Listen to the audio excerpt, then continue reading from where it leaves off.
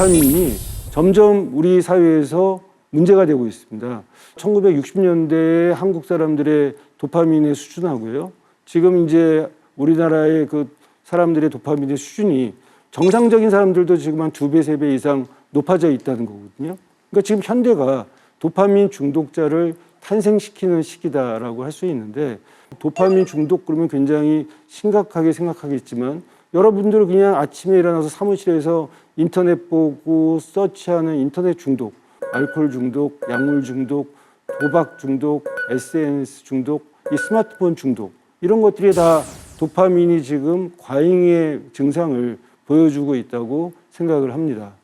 그래서 우리가 이제 도파민이 무엇인가 라고 얘기를 이제 정확하게 들어가게 되면, 사실 중추신경계에 존재하는 신경 전달 물질입니다. 그래서 이 도파민은 결국 이제 우리가 뇌가 있으면 그 뇌에 이제 중뇌라고 있는데요. 거기서 나오는 호르몬인데, 중뇌에서 도파민이라는 저렇게 간단한 구조의 물질이 나오는데, 이게 이제 여러 가지 다양한 감정과 운동에 관련된 역할을 하게 되는 거죠.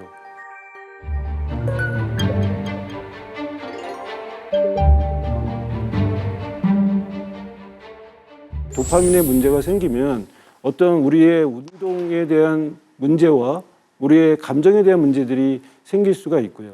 요즘 이제 중고생들 보면은 ADHD가 많잖아요. 그러니까 이거는 도파민이 너무 과도하면 ADHD가 생길 수 있습니다. 그래서 집중을 못 하고요. 중간에 또 도파민이 나오면 또 다른 걸 하게 되고, 또 도파민이 나오면 또 다른 말을 하게 되는 ADHD라는 병도 도파민과 관련이 있고요. 도파민이 너무 많이 나오면 조현병이라든지 정신분열증 같은 것들, 치매, 우울장애 증상도 보이게 되고요.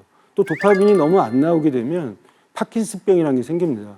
이 파킨슨병이라는 것은요, 이 3가지 특징이 있습니다. 이 손발을 갖다가 이제 막 떠는 그런 어떤 그 수전증 같은 것들이 생기고요. 또 걸음걸이도 부자연스럽습니다.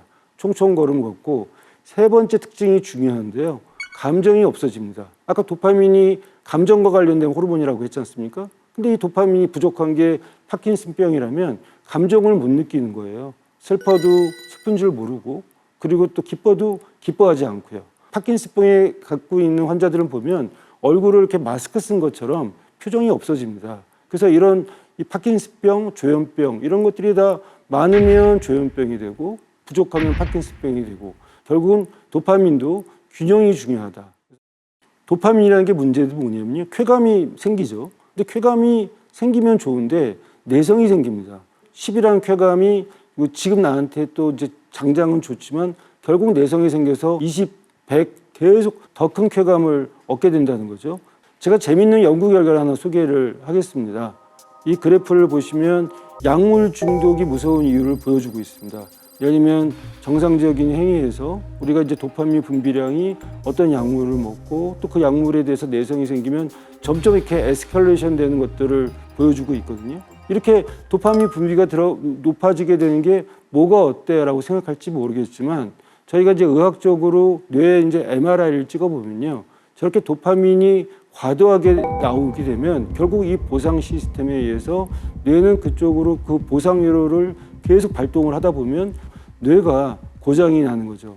이 고장난 뇌를 보여주는 저희가 페트 사진을 보여드리면요, 이게 정말 장난이 아니구나 라고 생각을 하실 겁니다. 보시면 이 뇌가 정상적인 뇌에서 도파민에 대해서 이제 내성이 생기고 도파민을 쫓게 되면 저렇게 이제 중독이 되고, 정상 뇌와는 틀리게 완전히 뇌의 여러 가지 기능 시스템이 고장이 나버리게 되는 게 도파민의 문제이거든요.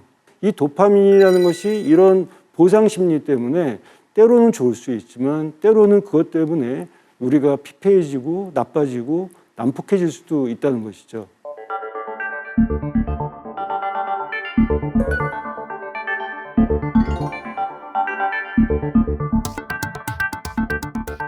이 도파민 관리에 좋은 생활 습관을 하나씩 말씀드리면, 첫째, 중력에 반하는 운동을 해라. 이런 운동을 해야 도파민 분비가 자극이 된다는 거죠.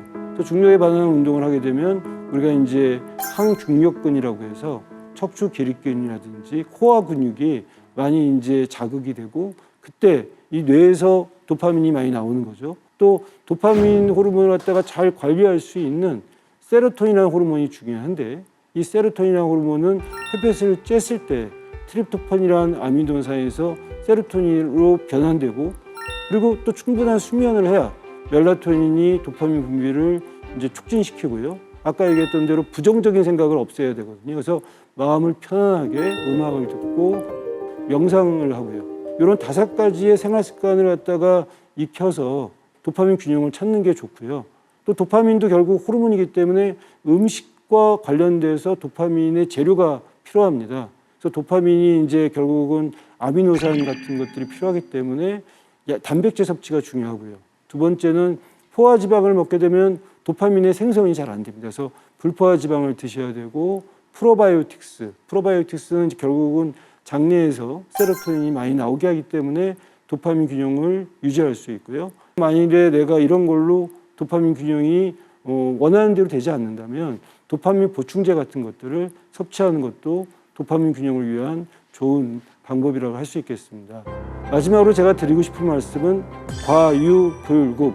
말하자면 도파민은 조금만 부족해도 문제지만 또 조금만 많아져도 문제가 되기 때문에 결국은 균형이 중요합니다. 그래서 도파민 균형을 지키는 생활 습관, 제가 말씀드린 것들을 잘 지켜주시기를 바라겠고요. 여러분이 도파민 호르몬을 알게 되면 건강이 보이고요. 저는 인생이 달라진다고 생각합니다.